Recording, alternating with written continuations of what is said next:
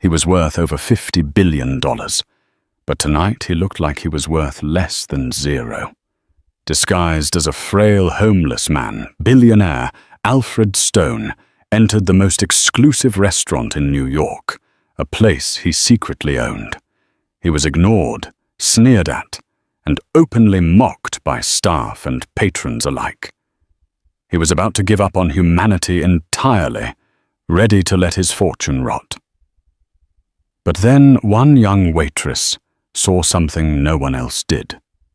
She performed one simple, quiet act that changed both of their lives and the fate of an empire forever. Alfred Stone was not a happy man. He was, by any objective measure, one of the most successful men on earth. As the CEO and sole chairman of Ethelred Holdings, his name was a whisper in the halls of power, a signature that could move markets or crumble nations. His wealth, estimated at a staggering $50 billion, was a fortress of solitude. From his penthouse office overlooking Central Park, he managed shipping lanes, tech conglomerates, and real estate empires. He was in every sense a king, but the king was profoundly, achingly alone. Today that solitude felt less like a fortress and more like a tomb. At 10:00 a.m., he had chaired a board meeting where he single-handedly dismantled a hostile takeover bid. His voice, calm and measured, sliced through the arguments of men 2 decades his junior. At 1:00 p.m., he had eaten a $400 lunch alone at his desk, tasting none of it. And at 3:00 p.m., he had visited his private physician, Dr. Alistair Finch. The news was not good. "It's the stress, Alfred," Dr. Finch said, his voice laced with practiced empathy. "Your heart is, well, it's working too hard. The arrhythmia is worsening. We need to talk seriously about reducing your workload, or you won't live to see your next birthday." Alfred had simply nodded. A next birthday. What a hollow concept. He had no wife, no children, no family left to celebrate with. His heritage was a closely guarded secret. His father was a brutal, self-made New York industrialist. His mother, however, was the daughter of a proud but impoverished kintsugi artist from Kyoto. She had died when Alfred was young, leaving him only a small, worn token. His family mon or crest, a stylized kiri bloom, and a memory of quiet dignity. His father, ashamed of the connection, had beaten any trace of that heritage out of him. Alfred learned to hide it, to be more ruthless, more Western, more Stone than anyone else. He had succeeded, but in doing so he had erased the only part of himself he ever valued. Now, facing his own mortality, he saw the grotesque emptiness of his life. His empire was a monument to a man no one knew.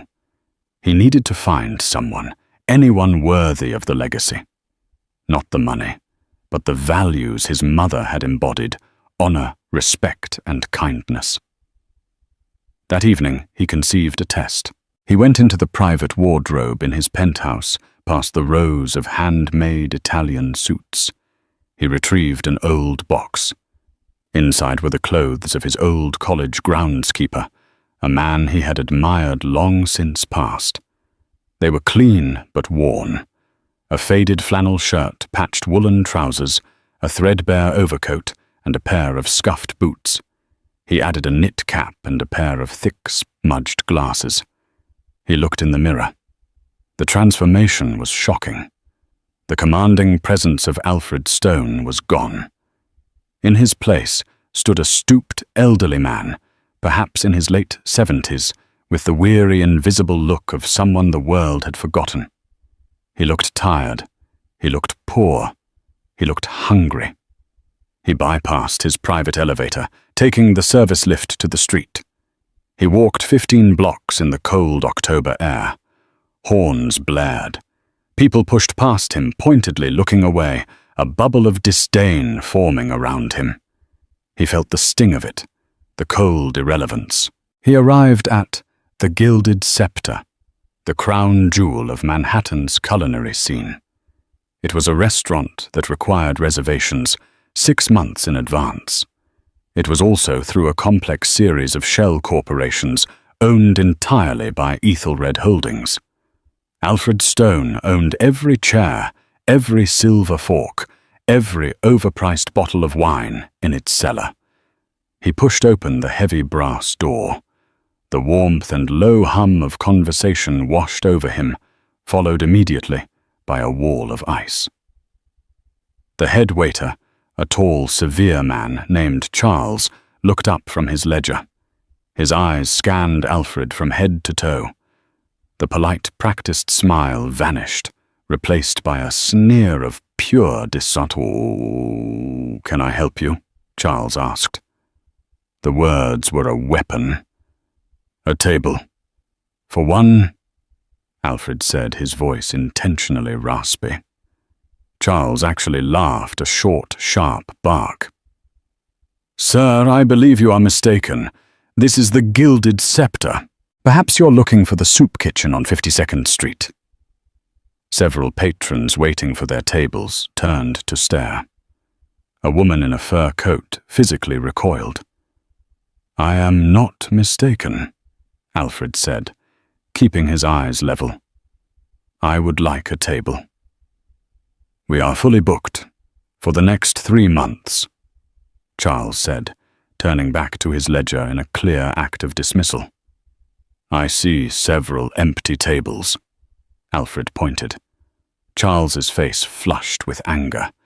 He stepped closer, lowering his voice to a threatening hiss. "Look, old man, I don't know what game you're playing, but you are upsetting the clientele.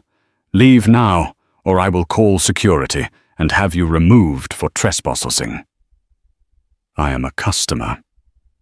I wish to eat," Alfred insisted, gripping the worn wooden cane he had brought. He was testing the limits. "Security!" Charles snapped his fingers. "Charles, what is the meaning of this?" A new voice, sharp and stressed, came from the dining room. It was the general manager, flustered. "This vagrant is refusing to leave, sir," Charles said. The manager looked at Alfred, then at the gawking patrons. He calculated the scene versus the problem. "Fine," the manager hissed, making a split-second decision. "Put him in the back, by the kitchen. Get him in and out quickly before he bothers anyone else."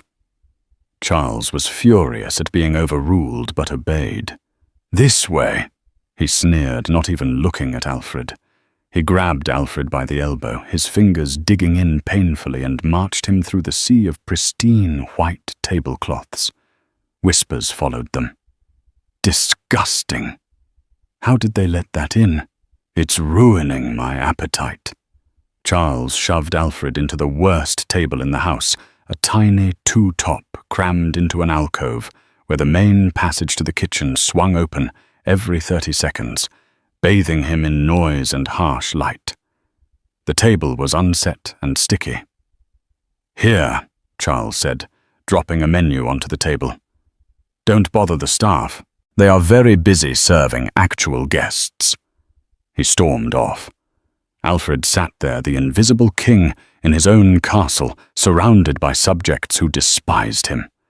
He watched as waiters hurried past their eyes, trained to avoid his table as if eye contact were a disease. For 20 minutes he sat. No water, no greeting, no acknowledgement. He was just an old man in a shabby coat. He was no one.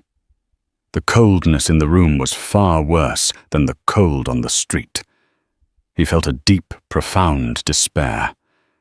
His test was a failure. Humanity was just as shallow as he feared. He was ready to leave to go back to his empty penthouse, sign his entire fortune over to a sterile foundation, and wait to die. And then she approached. Sophia Jenkins hated the end of the month. The tips from the Gilded Scepter were exceptional, but her share always seemed to vanish just as it arrived. Her mother's experimental MS treatment wasn't fully covered by insurance, and her own tuition for her master's program in art history at Columbia was a dragon that always needed feeding. Tonight, she was working a double her feet aching in the restaurant-issued shoes, her mind preoccupied with a thesis paper on Meiji-era iconography. She was what the other waiters called a floater, assigned to help the senior staff, rather than having her own more lucrative section. This meant she did a lot of the grunt work, filling water glasses, running plates, and clearing tables for men like Charles, who treated her with the same disdain he reserved for anyone not wearing a $10,000 watch. She was in the kitchen organizing bread baskets when she heard Charles complaining loudly to the manager. "Absolute disgrace! Table 19. He's probably going to try and steal the silverware. I don't want my staff going near him." "Just ignore him," the manager replied, signing an invoice. "He'll get the message and leave." Sophia peeked through the diamond-shaped window in the swinging door. She saw the man. He was old, frail, and sitting utterly alone at the worst table in the house, the one everyone called Siberia. He was staring at the unset table, his hands folded in his lap. He wasn't bothering anyone. He just looked lost. A pang of simple, uncomplicated empathy hit her. He reminded her of her grandfather in his last years, the way the world just started to look through him. "Sophia," Charles barked, spotting her. "Table 7 needs more wine. Mr. Davenport, go." "Right away," Sophia said. She grabbed the silver ice bucket for Davenport's table, a notoriously demanding hedge fund manager who always tipped well but made the staff feel like insects. She navigated the floor, smiling politely at the diners. She passed Mr. Davenport, who was loudly recounting a recent yacht purchase. "Your wine in just a moment, sir," she said with a practiced smile. Her path took her right past table 19. The old man didn't look up. He just sat there, a picture of quiet dejection. The other waiters were giving his table a comically wide berth, as if he were radioactive. Sophia stopped. She could hear Charles's voice in her head. "Don't waste time. He's a zero. Focus on the money." She looked at Mr. Davenport, then back at the old man. Davenport had everything. This man, it seemed, had nothing, not even a glass of water. She made a choice. Setting the heavy wine bucket down on a nearby service stand, she walked over to table 19. The man didn't flinch. She stood quietly for a moment, waiting for him to notice her. He didn't. "Good evening, sir," she said softly. The man looked up, startled. His eyes, behind the thick, smudged lenses, were surprisingly sharp. They were piercing, analyzing her. He seemed less frail up close, just weary. "They're not letting you serve me," he rasped, his voice dry. "I'm serving you," she said simply. She pulled a clean linen napkin from her apron and with a practiced flick spread it over the sticky table surface. She then retrieved a water glass and a small silver pitcher from the service stand. She poured him a glass of water. "May I get you something to drink?" she asked. "Some hot tea, perhaps? It's very cold out tonight." The old man stared at her, his expression unreadable. He seemed to be looking for an angle, a motive. "Why?" he asked. "Why what, sir? Why are you helping me?" "They told you not to." "Everyone deserves a glass of water," Sophia said with a small, tired smile. "And it's my job to serve guests. All of them." The man grunted. "Tea, just hot tea. Green tea, if you have it." "We certainly do. I'll be right back," she said. When she turned, she saw Charles standing by the head waiter podium, his face like a thundercloud. He made a sharp, "cut it" motion across his throat. Sophia pretended not to see him. She went to the tea station. The other waiters were whispering. "What is she doing?" one of them muttered. "She's kissing her tips goodbye."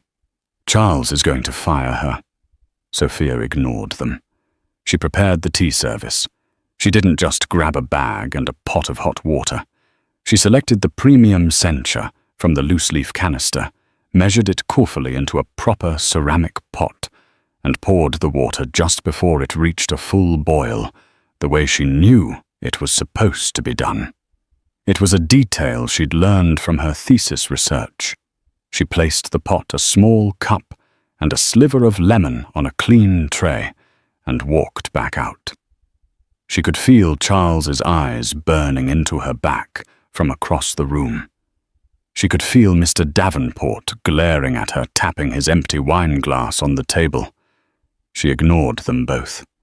She returned to table 19. The old man was waiting. He looked different, more alert. The mask of frail confusion had slipped just a fraction. He was watching her, studying her. "Your tea, sir," she said. She placed the service on the table. And that's when it happened. As Sophia set down the heavy ceramic teapot, the old man Alfred did something absent-minded. He had been turning a small object over and over in his coat pocket, a habit from his childhood. His fingers were stiff from the cold, and as he moved his hand, the object slipped from his grasp and landed on the table with a soft clink.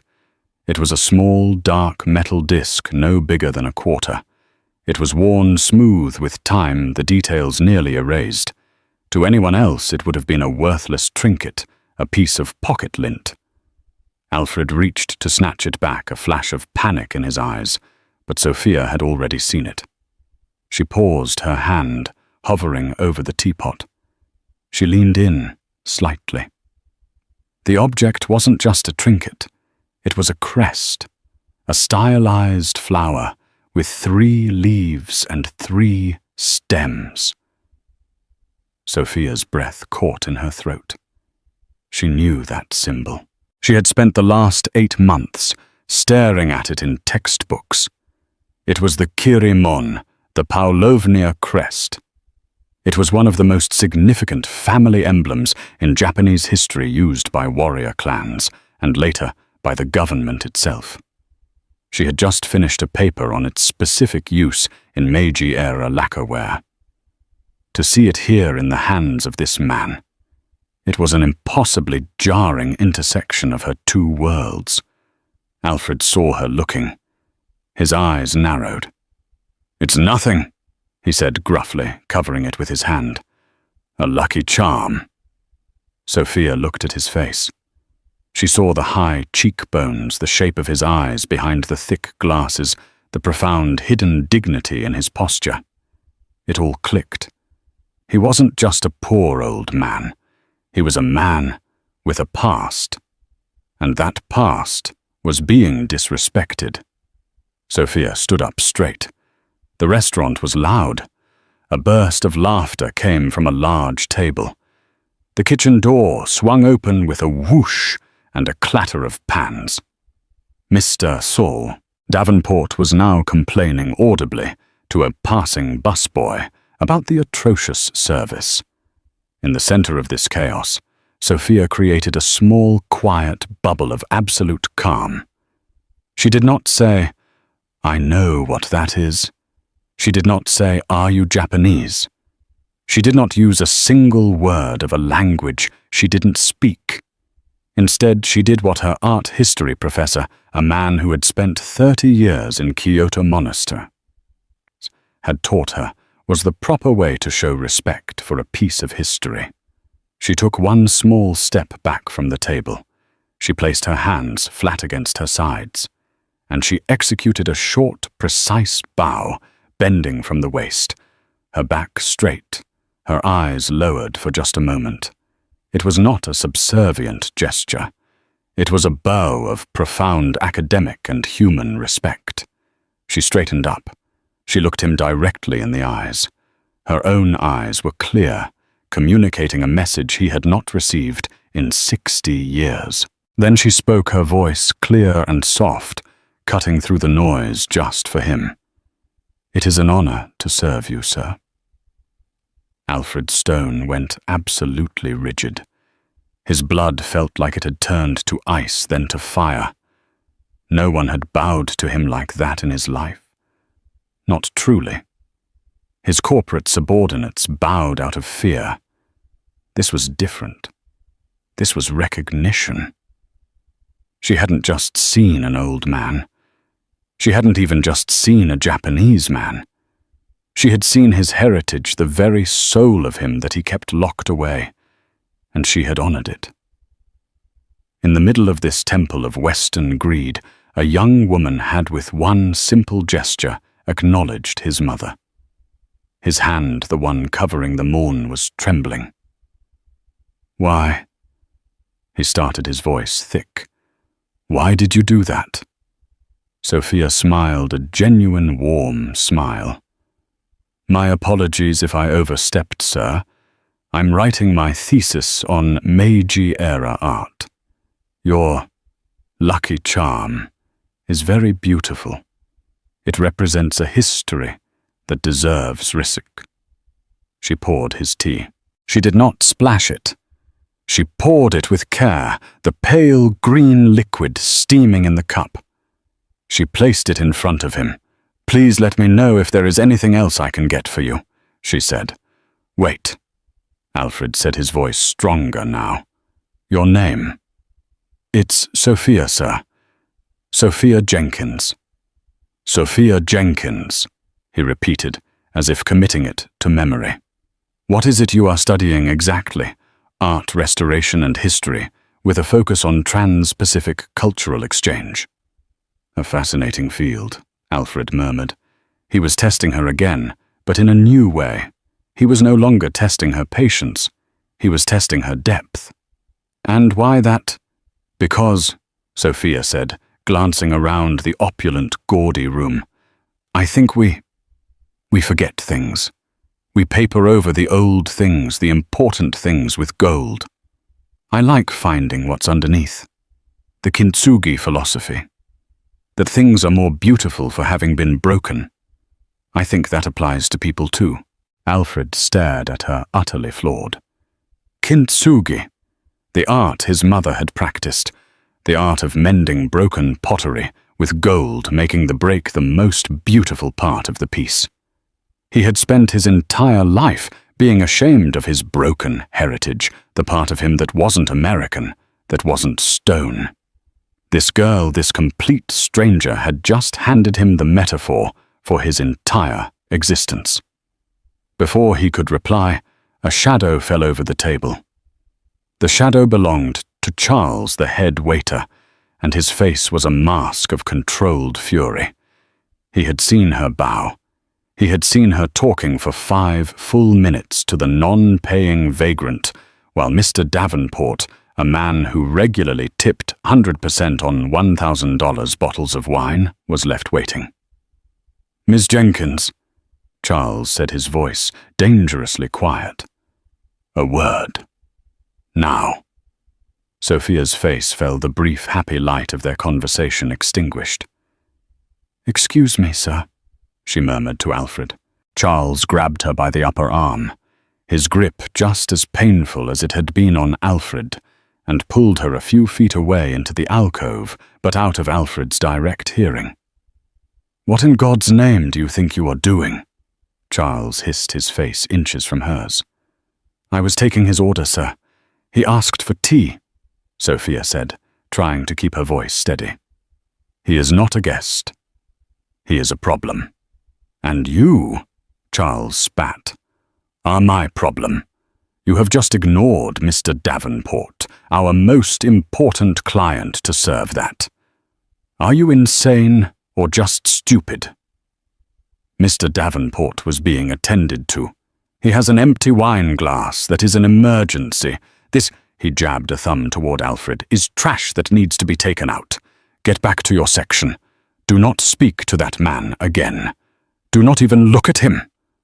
Am I clear? Sophia felt a hot flush of shame and anger. He's just an old man, Charles. He is nothing, Charles said, enunciating every word.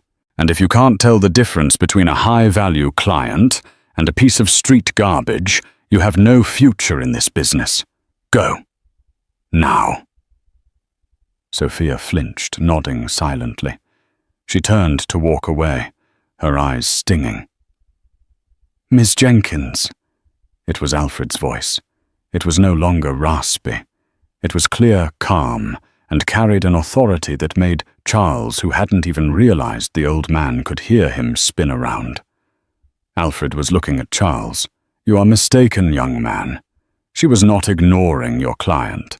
She was demonstrating what service actually means, a concept you clearly have yet to grasp. Charles's jaw dropped. The audacity of this man.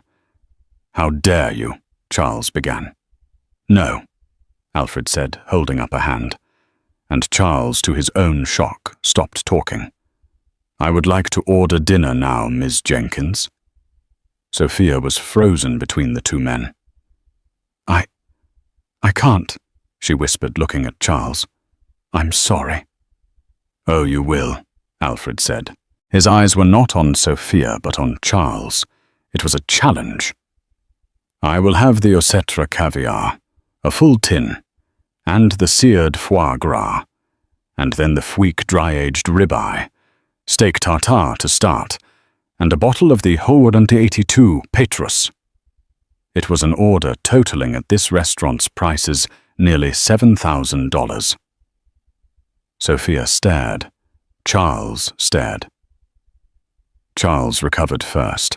He let out a condescending, ugly laugh. A game. You're playing a game. You think this is funny? You can't afford the tea you're drinking, old man. You are wasting our time.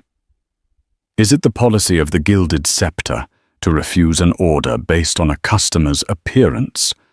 Alfred asked, his voice still quiet, but now with a sharp, legalistic edge. It is my policy, Charles shot back, to protect my establishment from grifters and lunatics. You have 2 minutes to leave before I have you physically thrown out. I see, Alfred said. He nodded slowly. He looked at Sophia. Thank you for the tea, Miss Jenkins. It was perfect. Just then, from the next table, the booming voice of Mr. Davenport roared across the room. Girl, where is my wine? I've been waiting for 10 minutes. Davenport, a large, ruddy-faced man, snapped his fingers aggressively in Sophia's direction. You waitress, stop chatting with the bum and do your job. The entire restaurant, which had been trying to ignore the confrontation, now stopped. Every eye was on Sophia. She was trapped. On one side, the head waiter, who was actively firing her. On the other, an abusive, powerful client. And in the middle, the mysterious, penniless old man, who she for some reason felt a powerful need to protect. Mr. Davenport, Sophia said, turning to him, her voice shaking but firm. I will be with you in 1 moment. Please do not snap your fingers. I am not a dog. The silence that followed was absolute. You could have heard a pin drop on the thick carpet. Mr. Davenport's face went from ruddy to a deep apoplectic purple. He had never been spoken to like that, certainly not by the help. He stood up, throwing his napkin onto his plate. That's it, he bellowed, pointing a thick finger at Sophia. You're done, Charles. I spend $500,000 a year in this man's establishments. If this insolent witch is not fired right here, right now, I will personally see to it that you all are. Charles went pale. This was it. The ultimate nightmare scenario. A whale client versus a rogue waitress. He didn't hesitate. Charles rounded on Sophia. His professional mask was gone, replaced by pure, unadulterated rage. He saw his career, his status, his entire life flashing before his eyes, all being threatened by a college student and a vagrant. "You're fired," he shouted, his voice cracking. "You are fired, Sophia Jenkins. Get your things. Get out of my restaurant. Now!" Sophia stumbled back as if physically struck. Tears welled instantly in her eyes, not from anger, but from the sheer crushing injustice of it. Her mother's medical bills, her tuition, her thesis, all of it gone. She had tried to do the right thing, to treat a human being with dignity, and this was the price. She looked at Mr. Davenport, who was smiling triumphant.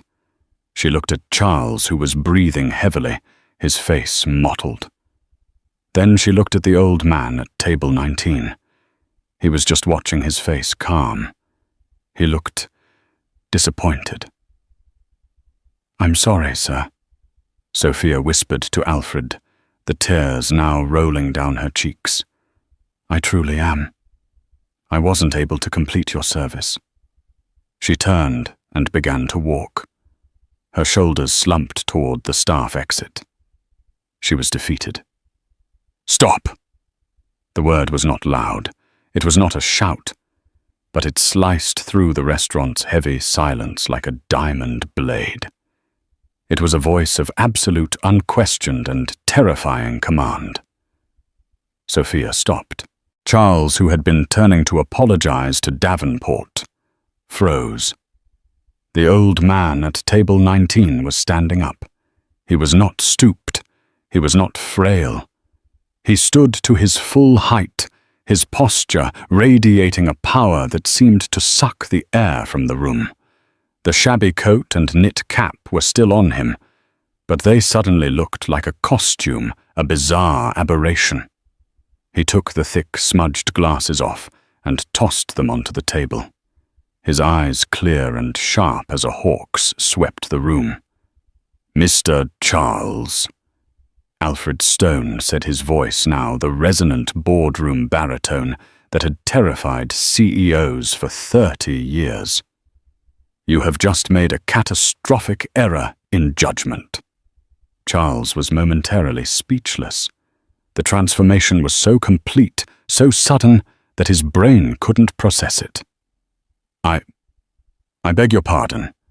Who do you think you are? He's nobody." Mr. Davenport barked, though a sliver of uncertainty had entered his voice. "He's a crazy old man. Charles, get this bum out of here. And the girl—" Alfred ignored Davenport, keeping his piercing gaze locked on the head waiter. "You just fired the only person in this entire establishment," Alfred said, his voice lethally calm, "who understands the fundamental meaning of the word service. The only employee who demonstrated an ounce of human decency, wisdom, or honor."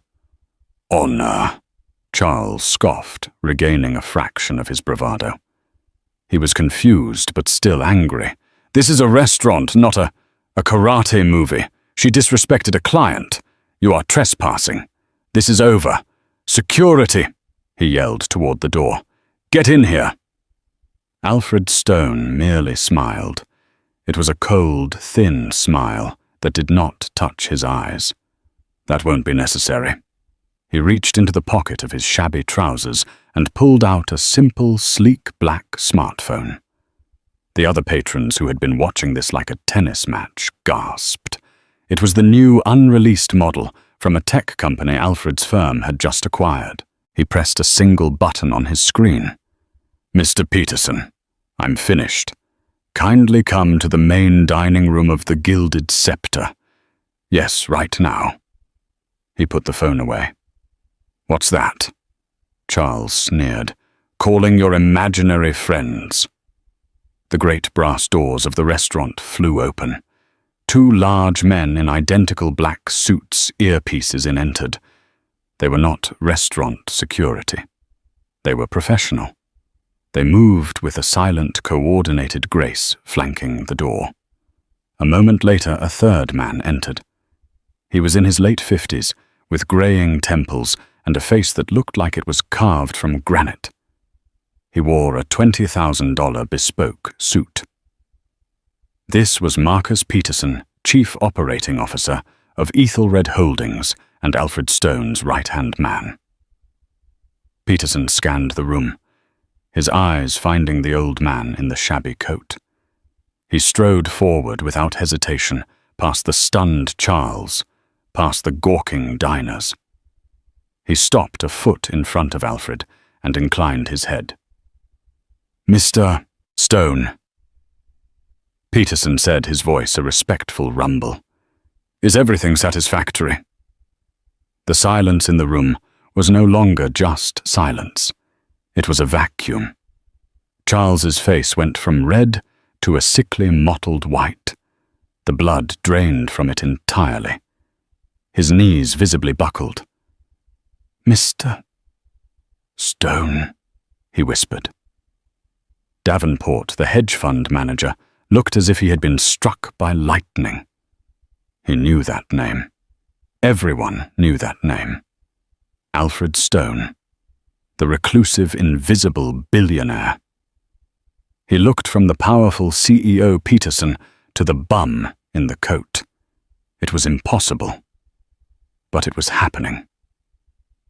"Mr. Stone," Charles stammered, taking a stumbling step forward. I didn't recognize you. I'm so sorry, sir." Alfred Stone held up his hand. The head waiter stopped his apology dying in his throat. The transformation was complete. The king had returned to his castle. Alfred Stone turned his gaze upon Charles. It was not a gaze of anger.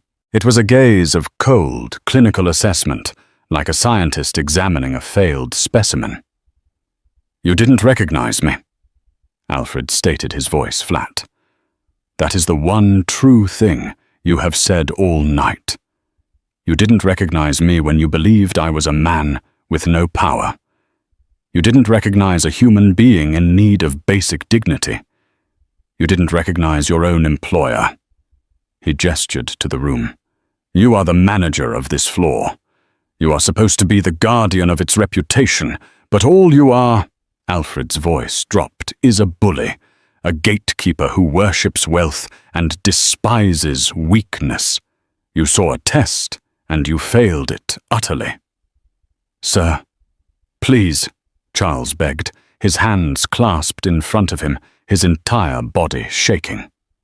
"It was a mistake. I was protecting the restaurant. Protecting Mr. Davenport." This was the wrong thing to say. Alfred's gaze hardened. He turned to Mr. Davenport, who was trying to sink into his chair. "Mr. Davenport," Alfred said. The man flinched. "You spend $500,000 a year here, you say? An impressive sum."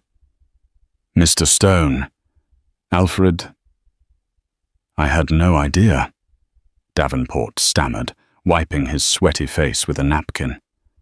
"Look, it was just a misunderstanding. This girl was—" "She was," Alfred interrupted, "trying to do her job while being harassed by you." "Now listen," Davenport tried to bluster. "No, you listen." Alfred snapped his voice, finally rising, cracking like a whip. "Your $500,000 is a rounding error to me, but it seems to have bought you the idea that you can treat people like your personal property, that you can snap your fingers and demand obedience. You are a guest in my establishment, and you have abused my staff. You have insulted another guest, and you have polluted the air with your arrogance." Alfred turned to his COO. "Mr. Peterson, please make a note. Mr. Davenport's reservation privileges at all Ethelred properties. Our restaurants, our hotels, our airlines are permanently revoked, effective immediately." Peterson nodded, already tapping on his phone. "Yes, sir." Davenport's face crumpled. It was a professional death sentence. "You can't do that. I just did," Alfred said. "Send the bill for your wine to my office. It will be your last. Now get out." Davenport sputtered, looked at Alfred and Peterson at the security guards. Defeated, he grabbed his coat and fled the restaurant in utter humiliation. The room was deathly quiet. Alfred Stone then turned his full attention back to Charles. "As for you, Mr. Charles," Alfred said, "your behavior was in a word unforgivable. You are the face of this business, and that face is always cruel, shallow, and incompetent. Please, Mr. Stone, I have a family. I've worked here for 15 years. "And in 15 years you learned nothing," Alfred said. "You learned how to flatter the rich and step on the poor. That is not service. That is cowardice. Mr. Peterson." "Sir." "Have security escort Charles off the premises. His termination is effective as of this second. His final severance will be 1 week's pay. No more." "No!" Charles shrieked, lunging forward. "Please, I'll do anything." The 2 security guards intercepted him instantly, grabbing him by the arms. "Mr. Stone, please!" he cried as they dragged him struggling toward the door. "I'm sorry. I'm sorry." His cries were cut off as the brass doors swung shut. Alfred Stone stood in the silence, breathing heavily. The adrenaline was fading, leaving behind the familiar ache in his chest. But there was something else, too. A feeling of rightness. He slowly unbuttoned the threadbare overcoat, letting it fall to the floor. Underneath, he wore the simple, perfectly tailored black shirt and trousers of his daily uniform. He looked at the remaining patrons who were all staring, horrified and fascinated. "My apologies for the disruption to your evening," he said. "Your meals tonight, of course, will be complimentary. Please enjoy your food." He then turned. His eyes scanned the room, looking for one person. Sophia Jenkins was still standing exactly where he had told her to stop by the service stand. She was pale, her hand over her mouth, her eyes wide with a mixture of terror and wonder. She looked at the billionaire at the fallen coat, at the empty, disgraced tables of Davenport and Charles. Alfred Stone walked across the dining room. He stopped in front of her. The entire room watched. He looked at her, his expression softening entirely. The cold CEO was gone. In his place was just Alfred. "Miss Sophia Jenkins," he said, his voice now gentle. "Miss Stone," she whispered, her voice barely audible. "You were fired? I believe that was the last thing that happened," he said. "Yes, sir." "Well," Alfred said, "I would like to unfire you." He paused. "In fact, I would like to offer you a promotion." Sophia Jenkins stood rooted to the spot, her hand still clasped over her mouth. The entire dining room of the Gilded Scepter, filled with the wealthiest and most powerful patrons in New York, was staring at her. The silence was absolute, heavier and more profound than the cacophony of moments before. Charles was gone. Mr. Davenport was gone. All that remained was this man, Alfred Stone, standing before her, no longer a vagrant, not quite a king, but something raw and powerful in between. A promotion," she finally managed to whisper the words, feeling foreign and ridiculous on her tongue. Her mind was a frantic blur. She was a waitress. She was a student. She was, as of 3 minutes ago, unemployed. "Sir, I don't understand. A senior waitress. A shift manager." Alfred Stone's face, so severe and cold moments ago, softened with something that looked almost like pity or perhaps profound understanding. No, Miss Jenkins. Something a little more suited to your unique talents." He let out a long, slow breath, as if the energy of the confrontation had finally left him, leaving only a deep weariness. "I'm not sure you're cut out for this line of work," he said, his voice quiet, but carrying in the stillness. "You have a fatal flaw for the modern service industry. You insist on seeing people as people." He looked around the opulent, gaudy room, his gaze sweeping over the gilded fixtures and the stunned diners. He looked at the table where Mr. Davenport had sat, then at the sticky, unset table where he had been hidden. This place, it was meant to be a temple of excellence.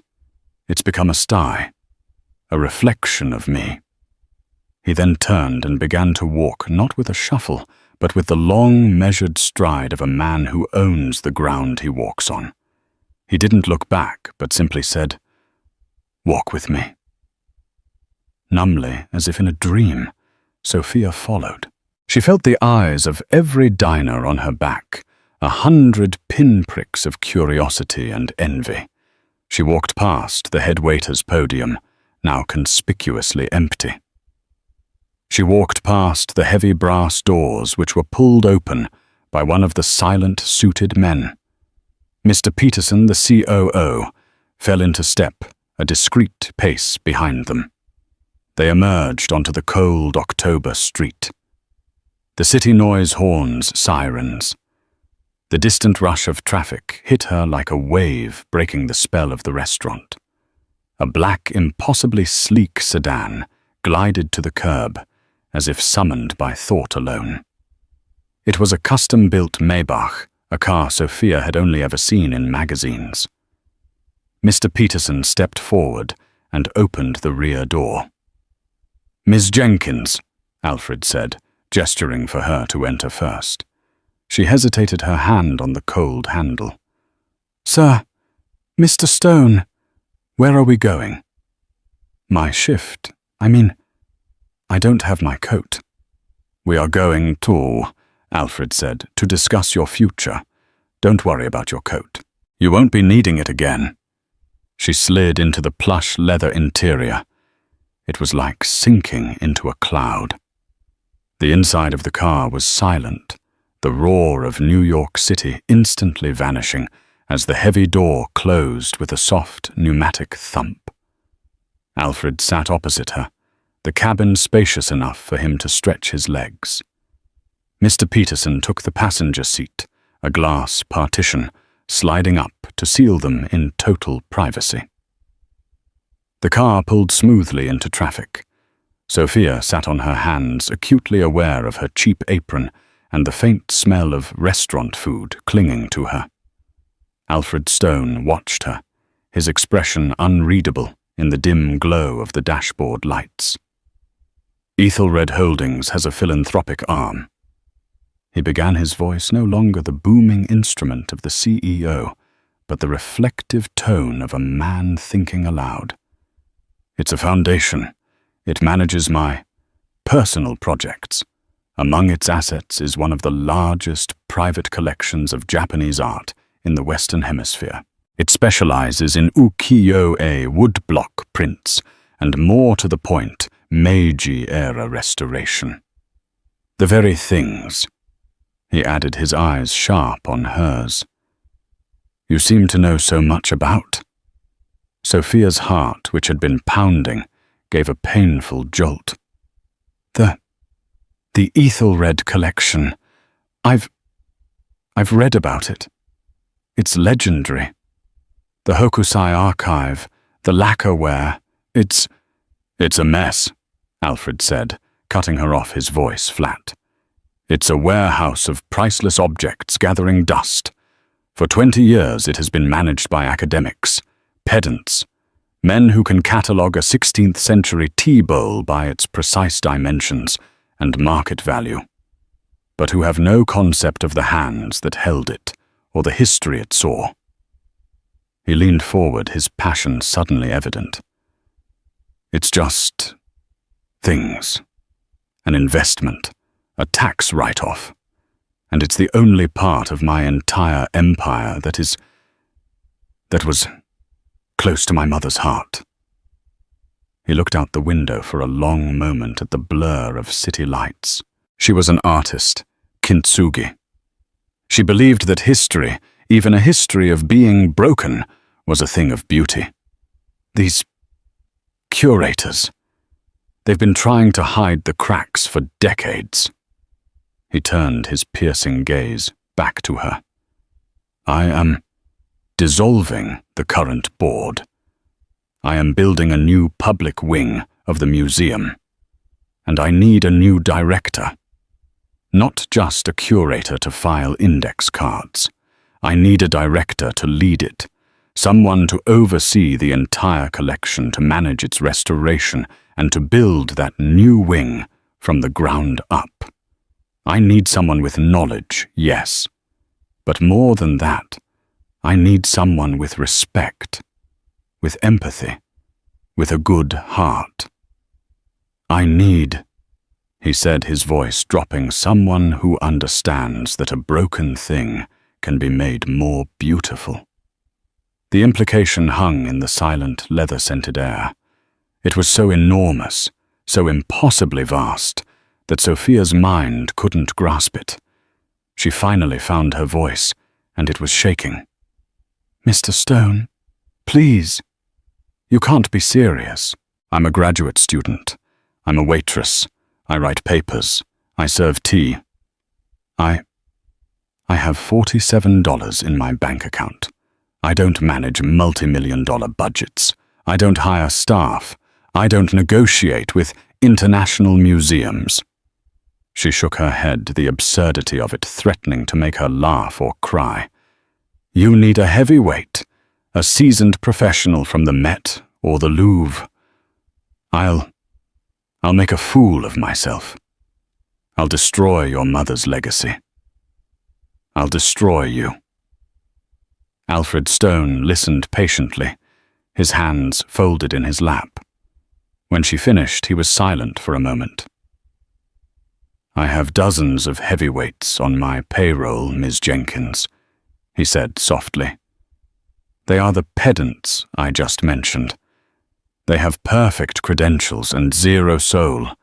They know how to do everything, but not a single one of them knows why. You showed me your why tonight. By giving you tea, Sophia asked, her voice cracking. By honoring me, he corrected. When you had nothing to gain and everything to lose, you stood up to a bully for me. You stood up to another bully for your own dignity. You possess integrity, Ms. Jenkins. That is a non-negotiable commodity in my world, and it is the rarest. He gestured to the silent Mr. Peterson in the front. The how, the budgets, the management, the negotiations that can be taught. Mr. Peterson here can teach you that in a month. I will give you every resource. You will report directly to me.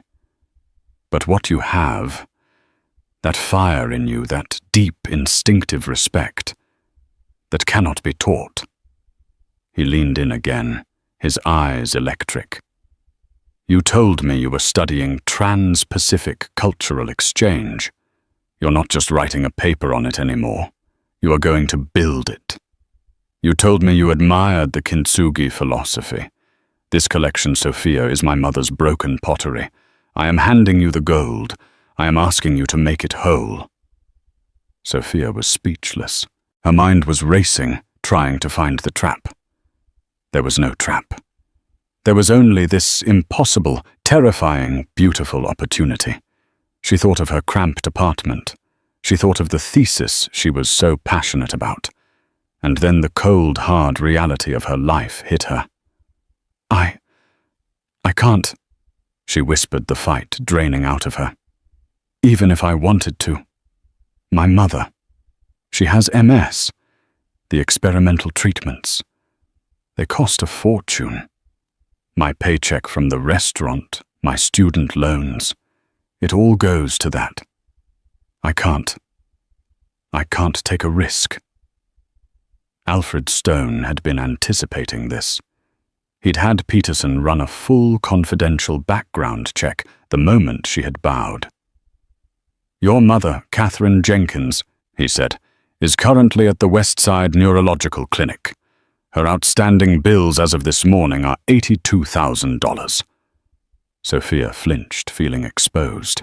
"The Ethelred Foundation's Medical Research Division," Alfred continued, as if stating a simple fact, "will be assuming the full lifetime cost of your mother's treatment. At any facility in the world she chooses. That is a non-negotiable part of your employment contract. Consider it a signing bonus." That was the moment Sophia broke. The weight of years of scrimping, of saving, of fighting with insurance companies, of watching her mother worry about being a burden. It all came crashing down. She covered her face with her hands and began to sob.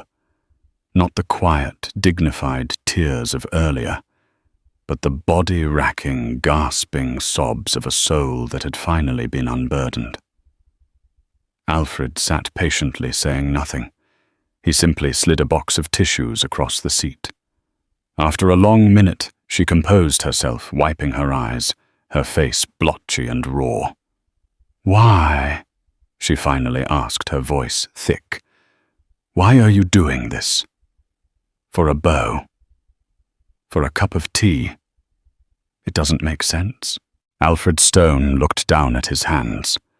He reached into his trouser pocket and, for the second time that night, pulled out the small, worn metal disc. The Kirimon. He stared at it, lying in the palm of his hand, in the dim light of the car. "I didn't just go out in those clothes as a test, Sophia," he said, his voice quiet and heavy with a lifetime of solitude. "I went out because that's what I felt like.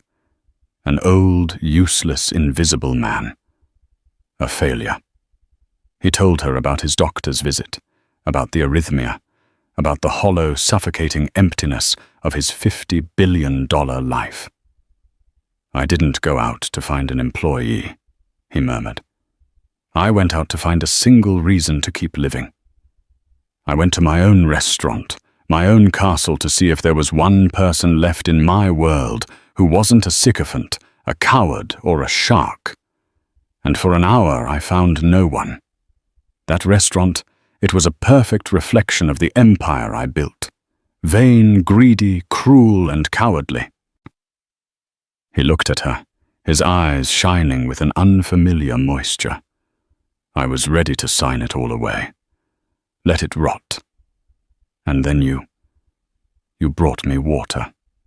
You saw me."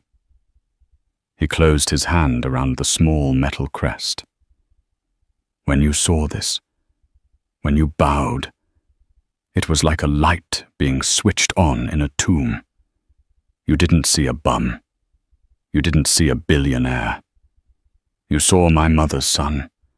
You saw the part of me I have kept hidden and shamed for 60 years. You bowed to him." He took a deep, shuddering breath. "You didn't just serve me tea, Sophia. You reminded me of who I am.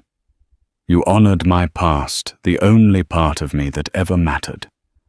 The least I can do, the very least I can do, is give you a future."